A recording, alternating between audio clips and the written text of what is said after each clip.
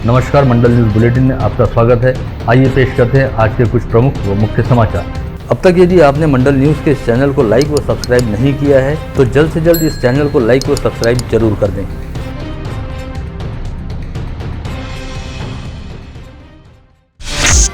आज मंत्रिमंडल की बैठक के दौरान ओमिक्रॉन वेरिएंट के दुनिया में तेजी से फैलते संक्रमण पर अपनी चिंता जताने के साथ मुख्यमंत्री उद्धव ठाकरे ने कहा कि विगत 12 घंटों के दौरान समूची दुनिया में ओमिक्रॉन संक्रमित मरीजों की संख्या में 45% वृद्धि हुई है और करीब 54 देश इस वेरिएंट के संक्रमण से जूझ रहे हैं। ऐसे में महाराष्ट्र में इस बीमारी के संक्रमण को रोकने हेतु अभी से कोविड प्रतिबंधात्मक नियमों को पूरी कड़ाई के साथ अमल में लाया जाना चाहिए, जिसके तहत सबसे जरूरी है कि टीकाकरण की रफ्तार बढ़ाई जाए। साथ ही पहले की तरह कोविड त्रिसूत्री के नियमों का कड़ाई पूर्ण ढंग से पालन किया जाए। सीएम उद्धव ठाकरे के मुताबिक जिन इलाकों में टीकाकरण का प्रमाण कम है उन सभी इलाकों पर स्वास्थ्य महकमे द्वारा पूरी तरह से ध्यान देते हुए राज्य में कोविड टीकाकरण की रफ्तार को बढ़ाया जाना चाहिए। स्थानीय जिलाधीश कार्यालय के सभागार में कोविड के संभावित खतरे को देखते हुए जिला पालक मंत्री यशोमती ठाकुर की अध्यक्षता में एक समीक्षा बैठक का आयोजन किया गया था। इस बैठक में पालक मंत्री यशोमती ठाकुर ने कहा कि इस समय दुनिया के कई देशों में कोविड वायरस के ओमिक्रॉन नामक नए वेरिएंट का कहर जारी है और भारत में भी इस वायरस ने अपनी पहुंच बना ली है। साथ ही महाराष्ट्र में अब तक इस नए वेरिएंट से संक्रमित करीब 8 मरीज पाए जा चुके हैं। ऐसे में बेहद जरूरी है कि अमरावती में विदेशों से आने वाले हर एक व्यक्ति की ट्रेसिंग व ट्रैकिंग करते हुए उनकी स्वास्थ्य जाँच व कोविड टेस्टिंग कराई जाए। साथ ही उन्होंने स्वास्थ्य महकमे, राजस्व प्रशासन, मनपा प्रशासन व पुलिस विभाग को एक साथ मिलकर आपसी समन्वय के साथ काम करने की सलाह देते हुए कहा कि कोविड प्रतिबंधात्मक उपायों को लेकर पहले की तरह गंभीरता बरतनी होगी। इस बैठक में पालक मंत्री यशोमती ठाकुर ने सभी संबंधित विभाग प्रमुखों से उनके द्वारा की जा रही तैयारियों के बारे में जानकारी भी प्राप्त की और स्वास्थ्य प्रशासन की ओर से जिले के सरकारी अस्पतालों में कोविड संक्रमित मरीजों को भर्ती करने हेतु बेड व ऑक्सीजन की उपलब्धता को लेकर विस्तृत ब्यौरा प्राप्त किया। जिल्ह्याचा कोविडचा आढावा या ठिकाणी ठेवलेला होता आणि त्या अनुषंगानं मी सांगू शकेन की अमरावती कोविडचा प्रादुर्भाव जर वाढला तर अमरावती सज्ज आहे त्याचा सामना करायला। नवीन जे म्युटेशन झालेलं आहे त्या म्युटेशनसाठी जे काही त्याचं सिक्वेन्सिंग माहिती काढण्यासाठी जे काही आपल्याला लागणार आहे त्या गोष्टी देखील आम्ही नियोजन करतो आहे की त्याचं टेस्टिंग अमरावतीमध्ये व्हावं आणि नागरिकांना त्या ठिकाणी त्याची सुविधा मिळावी।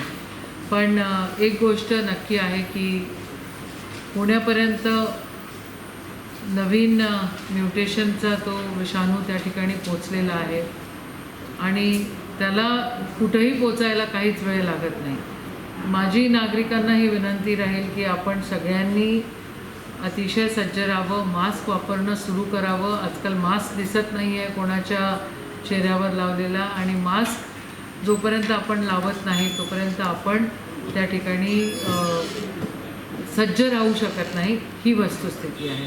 बाकीच्या हॉस्पिटल्स, ऑक्सिजन, वॅक्सिनेशन या सगळ्या गोष्टी आम्ही करायचा प्रयत्न करतो आहे, प्रशासन सगळ्या गोष्टी करायचा प्रयत्न करते आहे। आपण देखील त्या ठिकाणी आम्हाला सहकार्य करावं अशी विनंती आहे।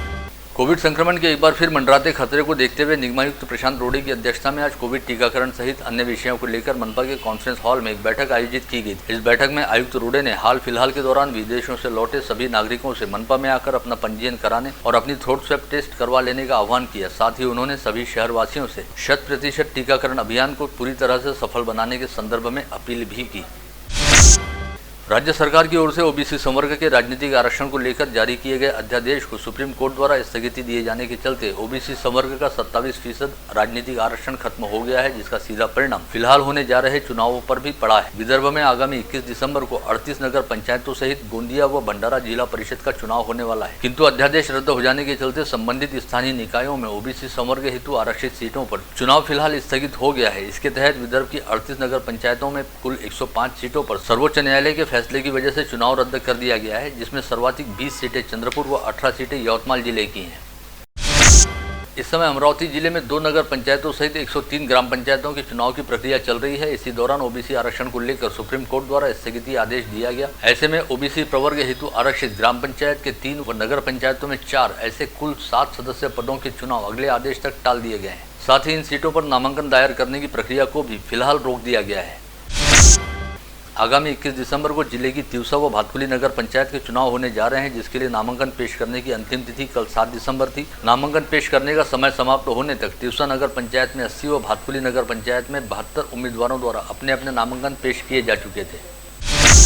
कोविड वायरस के ओमिक्रॉन नामक नए वेरिएंट के खतरे को देखते हुए कोविड टीकाकरण ने एक बार फिर रफ्तार पकड़ ली है। इसके तहत विगत 6 दिसंबर तक पश्चिम विदर्भ के 67,32,156 नागरिकों ने पहला तथा इनमें से 32,85,888 नागरिकों ने दूसरा डोज लगा लिया है। इस तरह समूचे संभाग में अब तक 74.95% नागरिकों ने कोविड वैक्सीन का टीका लगवाया है और समूचे संभाग में सर्वाधिक 77.19% टीकाकरण अमरावती जिले में हुआ है, जिससे टीकाकरण को लेकर अमरावती जिले की स्थिति व श्रेणी में सुधार हुआ है।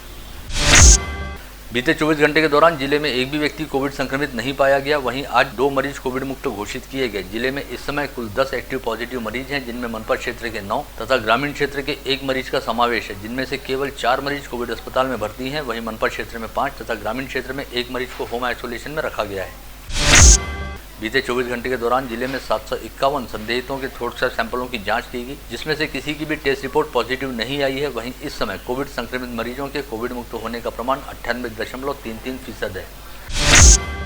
वहीं आज समूचे संभाग में कोविड के 6 नए संक्रमित मरीज पाए गए, जिनमें अकोला के 2 व यवतमाल के 4 मरीजों का समावेश रहा। बीते 24 घंटे के दौरान संभाग में 10 मरीज कोविड मुक्त हुए, जिनमें अकोला के 5 व यवतमाल के 4 व्यक्तियों का समावेश है।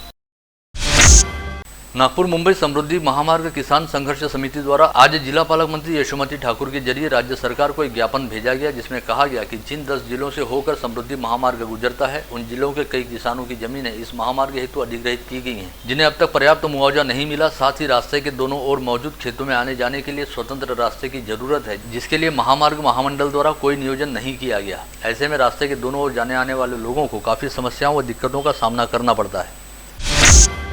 स्पर्धा परीक्षा की तैयारी करने वाले विद्यार्थियों के प्रतिनिधि मंडल द्वारा जिलाधीश पवनीत कौर से मुलाकात करते हुए उन्हें अपनी मांगों का ज्ञापन सौंपा गया, जिसमें कहा गया कि विगत अनेक दिनों से जिला परिषद अंतर्गत विभिन्न पदों की भर्ती प्रक्रिया अटकी पड़ी है और इन पदों के लिए विज्ञापन प्रकाशित होने के बाद आवेदन भरे हुए 2 वर्ष बीत जाने पर भी अब तक सीधी सेवा भर्ती की परीक्षा नहीं ली गई। अतः जिला परिषद सीधी सेवा भर्ती प्रक्रिया की तारीख को जल्द से जल्द तय करते हुए इस हेतु परीक्षा ली जाए।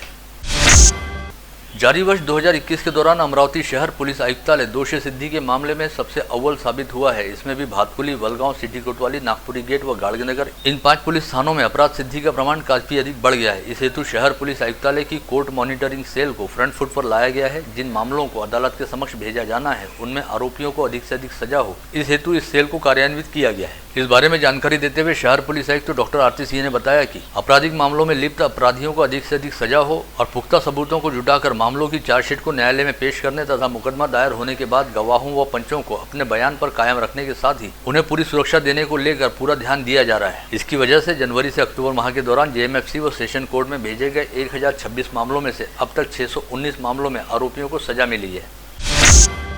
इन दिनों शहर में यातायात नियमों का उल्लंघन करने वालों की संख्या लगातार बढ़ रही है, जिनके खिलाफ शहर पुलिस की यातायात शाखा द्वारा लगातार कार्रवाइयां की जा रही है। इसके तहत विगत 11 माह के दौरान नो पार्किंग जोन में खड़े 12,945 वाहनों पर शहर यातायात शाखा द्वारा कार्रवाई की गई। साथ ही इस दौरान मोटर वाहन अधिनियम के तहत 1,35,000 वाहनों पर कार्रवाई करते हुए उनसे 1,24,08,650 रुपए का दंड वसूल किया गया।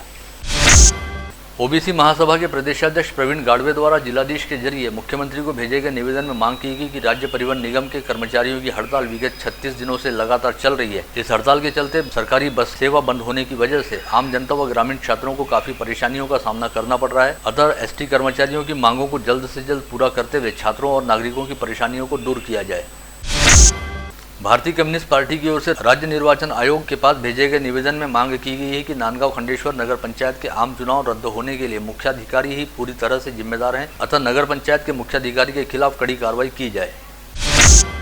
अकोला के वसंत देसाई स्टेडियम में आयोजित स्पर्धा में खेलो इंडिया यूथ गेम्स के मराठा फ्रेंड्स क्लब के लड़कियों की टीम ने खो-खो का मैच जीता। ऐसे में इन लड़कियों की टीम का चयन पुणे के बालेवाड़ी में होने वाले खो-खो स्पर्धा के लिए राज्य स्तर पर किया गया है। स्थानीय बूटी प्लॉट स्थित गुरुद्वारा श्री गुरु सिंह सभा में श्री गुरु तेग बहादुर साहब के शहीदी पर्व पर कोविशील्ड टीकाकरण का आयोजन किया गया। इस शिविर को सफल बनाने के लिए गुरुद्वारा गुरु सिंह सभा के सभी पदाधिकारियों व जनसेवक महेश मूलचंदानी द्वारा प्रयास किए गए। अंजनगांव सुरजी तहसील के रहीमापुर पुलिस थाना क्षेत्र में आने वाले चिंचोली खुर्द में बीते मंगलवार की रात 8:30 बजे के करीब पंकज जगत खंडारे की पड़ोस में रहने वाले राजेश उर्फ खन्ना देवीदास खंडारे ने लोहे के एंगल से वार कर हत्या कर दी। पंकज खंडारे 3 दिन पहले घर के पीछे खाद के ढेर के सामने खड़ा रहकर लघु शंका कर रहा था, जिस पर राजेश उर्फ खन्ना ने उसे लघु शंका करने से टोका था। इस बात को लेकर दोनों के बीच वाद विवाद हुआ था, जिसके बाद 7 दिसंबर को पंकज जैसे ही काम से घर पर लौटा और बाहर घूमने के लिए निकला, तब दोनों के बीच एक बार फिर विवाद हुआ और यह विवाद मारपीट में तब्दील हो गया। इस समय पंकज के घर के पीछे खाली जगह पर रखे लोहे के एंगल उठाकर राजेश ने पंकज के सिर पर वार कर दिया और खून से लथपथ पंकज को घसीटते हुए शाहनूर नदी पात्र में ले गया। इस बारे में पंकज की मां को पता चलते ही वह तुरंत घटनास्थल पर पहुंची। विगत 26 नवंबर को स्थानीय वेलकम पॉइंट के पास स्थित डॉक्टर पंजाबराव देशमुख कृषि महाविद्यालय व प्रशिक्षण केंद्र की पुरानी इमारत के पास बुड्ढीबोरी निवासी तनुश्री सागर करलू के नामक महिला की लाश बरामद हुई थी और लाश के साथ एक बच्ची सहित इमारत की तीसरी मंजिल पर एक बच्चा बरामद हुए थे। इस मामले में पुलिस द्वारा घटनास्थल के आसपास लगे सीसीटीवी कैमरों के फुटेज जांचने के साथ ही बुड्ढीबोरी परिसर व नागपुर से अमरावती के बीच अलग अलग स्थानों पर लगे सीसीटीवी फुटेज को जांचने का निर्णय लिया गया था, लेकिन इसमें पुलिस को फिलहाल कोई सुराग नहीं मिल पाया है। ऐसे में पुलिस के हाथ इस मामले में पूरी तरह से खाली हैं। वहीं पुलिस द्वारा अब तनुश्री करलुके की पोस्टमार्टम रिपोर्ट मिलने का इंतजार किया जा रहा है। लोनी पुलिस थाना अंतर्गत लोनी टाकली स्थित अपने मायके आई 42 वर्षीय विवाहिता के साथ दुराचार करते हुए उसकी हत्या किए जाने के मामले में लोनी पुलिस के हाथ में भी अभी तक कोई पुख्ता सबूत नहीं लगे हैं और हत्या के कारणों का पता नहीं चल पाया है। लोनी पुलिस थाने सहित अमरावती ग्रामीण पुलिस की 7 टीमें इस मामले को सुलझाने में जुटी हुई है। शहर पुलिस आयुक्त के विशेष पथक ने बडनेरा थाना क्षेत्र के भानखेड़ा गांव में खेले जा रहे जुआ अड्डे पर छापामार कार्रवाई की और 7 आरोपियों को हिरासत में लिया। इन जुआरियों के पास से 3700 रुपए का माल बरामद किया गया। वहीं इस कार्रवाई के दौरान भानखेड़ा निवासी रविंद्र राउत नामक एक आरोपी पुलिस को चकमा देकर फरार हो गया। पकड़े गए 7 आरोपियों को बडनेरा पुलिस के हवाले किया गया है। चांदूर बाजार शहर में इन दिनों आवारा कुत्तों की दहशत काफी बढ़ती जा रही है। मंगलवार को आवारा कुत्तों ने एक 4 वर्षीय बालक पर हमला कर उसे नोच डाला। मंगलवार को आवारा कुत्तों ने ड्रीमलैंड कॉलोनी परिसर में रहने वाले 4 वर्षीय असीम सरिया फिरोज अहमद पर हमला करते हुए उसे नोच डाला। यह बच्चा अपने घर के सामने खेल रहा था। सिंधुरंजना घाट पुलिस थाना क्षेत्र में आने वाले धनोड़ी गांव निवासी शेख शकील शेख मस्जिद के खिलाफ छेड़छाड़ व दुराचार किए जाने का मामला दर्ज किया गया है। शिकायत के मुताबिक पीड़ित युवती जब 2016 में नाबालिग थी तब शेख शकील ने उसका पीछा किया और उसके साथ छेड़छाड़ की थी। वहीं जब वह 2019 में बालिग हुई तो शेख शकील ने पीड़िता को जामगांव खड़की जंगल में ले जाकर उसके साथ दुराचार किया और उसके पिता को जान से मारने की धमकी भी दी। पुलिस मामले की जाँच कर रही है। अमरावती शहर में रहने वाली एक महिला के साथ नासिक में दुराचार किए जाने की घटना सामने आई है। पीड़ित महिला की शिकायत पर नांदगांव पेट पुलिस ने नासिक में रहने वाले नितिन वाणी नामक व्यक्ति के खिलाफ अपराध दर्ज किया है। पीड़िता ने अपनी शिकायत में बताया कि वह अपने पिता के अंतिम संस्कार हेतु नासिक गई थी, जहां पर नितिन वाणी नामक उसके रिश्तेदार ने उसे अपने कमरे में ले जाकर उससे जबरन दुराचार किया था। भ्रष्टाचार प्रतिबंध विभाग की टीम ने यवतमाल शहर के लोहारा पुलिस थाने के थानेदार अनिल घोगल सहित 2 लोगों को 7 लाख रुपए की रिश्वत स्वीकारते हुए रंगे हाथ गिरफ्तार किया। शिकायत के मुताबिक थानेदार अनिल घोगल ने शिकायतकर्ता के खिलाफ थाने में दर्ज अपराध का सही रिपोर्ट भेजकर जमानत दिलवाने में मदद करने के लिए 10 लाख रुपए की रिश्वत मांगी थी। मोर्शी तहसील में खेत की रखवाली करने वाले एक व्यक्ति ने अपनी भतीजी के साथ दुराचार की घटना को अंजाम दिया, जिससे वह बच्ची गर्भवती हो गई। इसकी जानकारी सामने आने के बाद उस नाबालिग बच्ची के माता पिता ने आरोपी के खिलाफ पुलिस में शिकायत दर्ज कराई और पुलिस ने आरोपी को गिरफ्तार किया। परतवाड़ा पुलिस थाने में एक महिला ने शिकायत दर्ज कराई है कि उसके परिचय में रहने वाले युवक ने उसकी कुछ फोटोज को सोशल मीडिया पर वायरल करने की धमकी देते हुए उससे ब्लैकमेल करना शुरू किया है, जिसके आधार पर परतवाड़ा पुलिस ने अचलपुर तहसील के निकेत सोनार के खिलाफ अपराध दर्ज किया है। पता चला है कि इस महिला की इस युवक के साथ सोशल मीडिया के जरिए साल भर पहले जान पहचान हुई थी। सोमवार की रात वलगांव व गाड़गीनगर पुलिस थाना क्षेत्र में घटित 2 सड़क हादसों में 2 लोगों की मौत हुई है। भातकुली के रामगांव निवासी प्रहलाद रामदास चौहान अपनी दुपहिया पर सवार होकर चांगापुर की दिशा में जा रहे थे। इसी दौरान एक अज्ञात वाहन ने उनके वाहन को जबरदस्त टक्कर मार दी, जिसमें वे बुरी तरह घायल हो गए और इलाज के दौरान उनकी मौत हो गई। वहीं गाड़गीनगर पुलिस थाना क्षेत्र के पलासलाई निवासी विश्वास काशीराव खांडेकर दुपहिया पर सवार होकर चंडीगापुर जा रहे थे और उनके वाहन को भी एक अज्ञात वाहन ने जबरदस्त टक्कर मार दी, जिसमें वे गंभीर रूप से घायल होकर इलाज के दौरान उन्होंने दम तोड़ दिया। राजापेट परिसर में रहने वाले श्रीकांत आकोड़े नामक व्यक्ति का 15 वर्षीय बेटा वैभव आकोड़े मंगलवार की शाम 6 बजे से अपने घर से लापता है। वैभव आकोड़े कक्षा 9वीं में पढ़ रहा है। उसके अचानक लापता हो जाने उसके परिजन काफी सदमे में हैं और चिंतातुर हैं। वैभव की गुमशुदगी को लेकर राजापेट पुलिस थाने में शिकायत दर्ज कराई गई और राजापेट पुलिस ने सभी नागरिकों से आह्वान किया है कि यदि यह बच्चा कहीं पर भी दिखाई देता है तो तुरंत इसके बारे में राजापेट थाने को सूचित किया जाए। आप देख रहे थे मंडल न्यूज बुलेटिन। हमारे चैनल को लाइक करें, शेयर करें और हाँ, सब्सक्राइब करना ना भूलें। कल होगी आपसे फिर मुलाकात, तब तक के लिए धन्यवाद।